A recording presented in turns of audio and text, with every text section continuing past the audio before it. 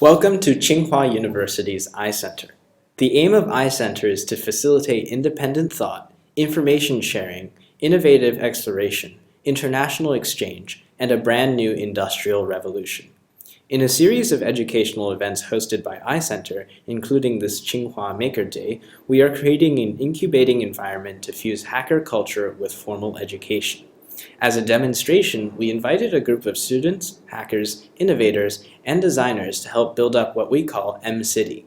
M stands for many things. It's our methodology and a mixture of a few methods. We found within the group of people whom we invited that the concept of a dome was a very popular theme. We have a 3D printed dome, a metal pipe dome, an acrylic one, and an MDF one from different parties. This is not a coincidence. The dome has been a recurring theme throughout human civilization. For a long time in the ancient world, the sky above us has been conceived of as a giant dome. This is the Hebrew conception of the world. Metaphors are a foundational part of how we understand the world, and the dome is a key metaphor.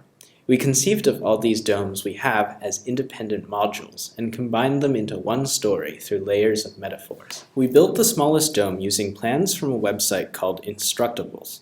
This closed and solid dome is a metaphor for our current human habitat, Earth. Since ancient times, humans have been living in this very limited physical domain and moving along predefined roads and paths.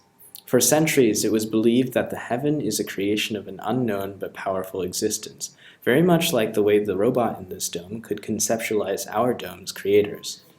As human civilization modernized, skepticism for our traditional creation stories arose, and we developed technology to simulate nature, like this experiment, and even this crazy proposal by Buckminster Fuller to cover the whole city of New York. The geodesic dome was an ambitious approach to human habitation. This is modernity.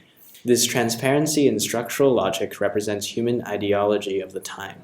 This metal pipe dome was designed and built by students from the No. 4th High School with instruction and help given by Tsinghua professors and students in the School of Architecture. Now the question is, what is after modernity? Before we go further into this question, let's take a look at the third dome by de facto. This hive dome is a lightweight, low-cost, and easily assembled structure.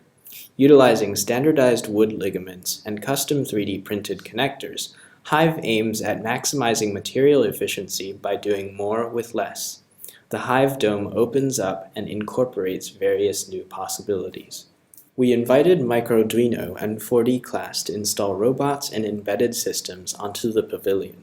We then installed cameras tracking the robot.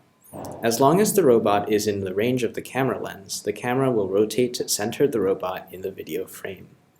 Another embedded system detects human bodies using infrared and makes the dome react when people approach. Finally, the robot that runs on the track follows the black line. With this dome added to our system, we expand our vision and metaphor to the scale of the universe. These embedded systems are like satellites, sensing things happening in the distance. The base structure is a flexible panel system developed by PACEE-A. Again, it is very modular, and we can configure it to make various different structures. So in the future, in the context of such a universe, how might our Earth evolve? We have our final dome as a metaphor for this emerging future. This is an evolution from the open source pavilion that we mentioned before. The designer of this new dome, Zimmer Barnes, developed a very fascinating system based on the original dome, using an Arduino system to facilitate the hydroponic growing and cultivation of plants. This dome presents our vision for the upcoming future, the symbiosis of silicon-based life and carbon-based life. That's our project story.